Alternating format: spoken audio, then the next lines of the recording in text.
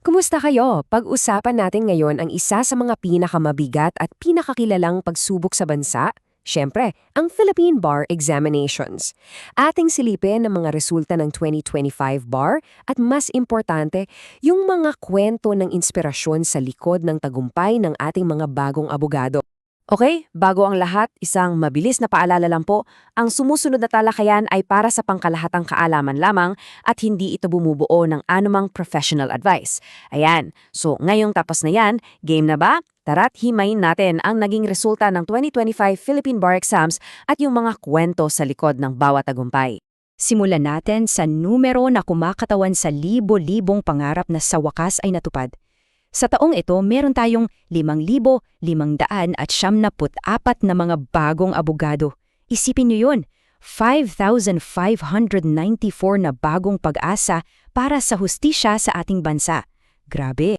So, mula sa mahigit 11,000 sumubok, ilan nga ba ang pinalad? Ang national passing rate ay 48.98%. Wow! Halos kalahati lang ang nakapasa. Dito pa lang, alam mo na kung gaano talaga kahirap at kung gaano katindi ang paghahandang ginawa ng bawat isa sa kanila. Ito yung magiging takbo ng usapan natin ngayon. Uunahin natin ang mga numero at resulta, tapos aalamin natin yung mga sekreto ng mga top-notcher. Susunod, titingnan natin kung bakit nga ba sobrang hirap ng bar exam. At panghuli, kukuha tayo ng mga aral para sa lahat ng nangangarap maging abogado. Okay, unang bahagi, pag-usapan natin ang mga resulta ng 2025 bar. Dito, titingnan natin yung mga official na datos na galing mismo sa Korte Suprema. Ayan, noong January 7, 2026, opisyal nang in-announce ng Supreme Court ang mga resulta. At sino ba ang nanguna sa listahan? Walang iba kundi si Jen Ronil Ray Timola Sanchez mula sa University of the Philippines. At heto na sila, ang ating top 12. Sila ang mga utak sa likod ng mga pinakamatataas na marka. At alam nyo ang maganda rito, galing sila sa iba't ibang eskwelahan. Siyempre, andyan ang UP, UST at Ateneo. Pero tingnan nyo, mayroon ding galing sa De La Salle pa, University of San Jose Recoletos sa Cebu at iba pa. Patunay na ang galing ay nasa lahat ng dako. Isang napakalaking pagbati sa inyong lahat. Bukod sa individual achievements, tiningnan din natin yung performance ng mga law schools. At para sa mga eskwelahang may mahigit 100 kumuha ng exam, nanguna ang Ateneo de Manila University na may, 96.52% passing rate, ang galing. Sunod dyan ng UP at UST. Okay, tapos na tayo sa ano. Ngayon, punta naman tayo sa paano. Ano ba ang mga sikreto, ano yung mga diskarte at mindset na nagdala sa kanila sa tuktok ng tagumpay?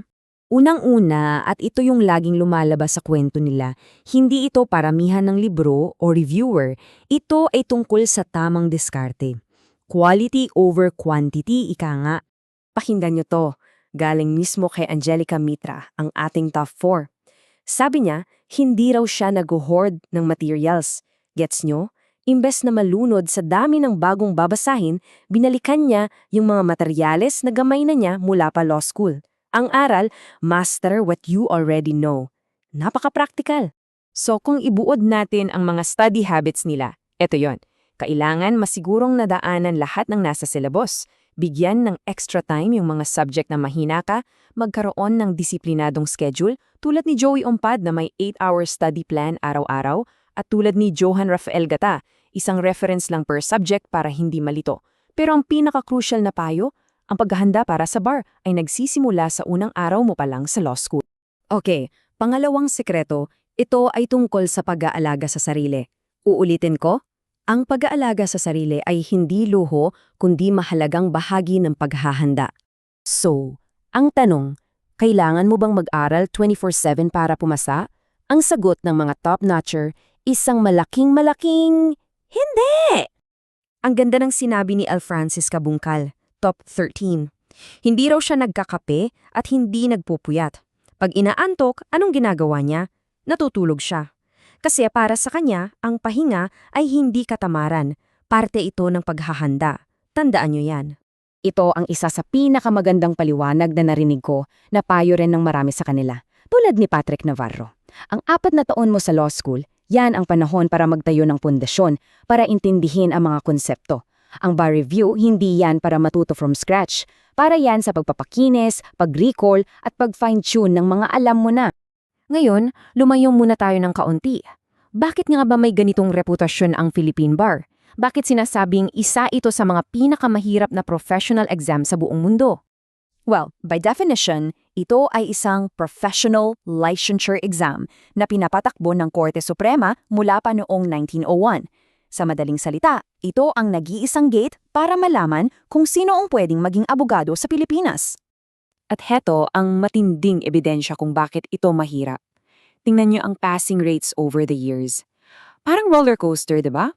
Mula sa halos 60% noong 2016, biglang bagsak sa 27% lang noong 2019. Tapos tumaas sa record-breaking 72% noong 2020-21. Itong pabago-bagong resulta ang nagpapatunay na walang kasiguraduhan sa bar. So, sa huling bahagi ng usapan natin, pagsama-samahin natin lahat ng ito. Ano yung mga key takeaways na pwedeng pulutin ng mga law students ngayon at ng mga nagbabalak pa lang pumasok sa law school? Heto na ang parang blueprint for success base sa mga kwento nila. Una, estratehiya, kalidad, hindi dami. Pangalawa, disiplina, sundin ang plano. Pangatlo, kalusugan. Ang pahinga ay preparasyon. Pang-apat, pundasyon, simula ng pagkahanda sa day one ng law school. Panglima, suporta. Hindi mo kailangang gawin to ng mag-isa. At pang-anim, pananampalataya. Napakarami sa kanila ang nagsabi ng malaking bahagi ang pananalangin sa kanilang journey. At marahil, ito ang pinakamahalaga sa lahat. Ang payo ni Jerilyn Gascon, top 14. Sabi niya, yung paghahanap niya sa malalim na dahilan kung bakit niya gustong maging abogado, yung why niya, yun ang nagpapatatag sa kanya. Yun ang naging angkla niya. Kaya iiwan ko kayo sa tanong na ito, lalo na para sa mga nasa parehong landas. Ano ang iyong bakit? Dahil ang paghahanap ng sagot dyan, baka yun na pala ang pinakamalaking sikreto sa tagumpay.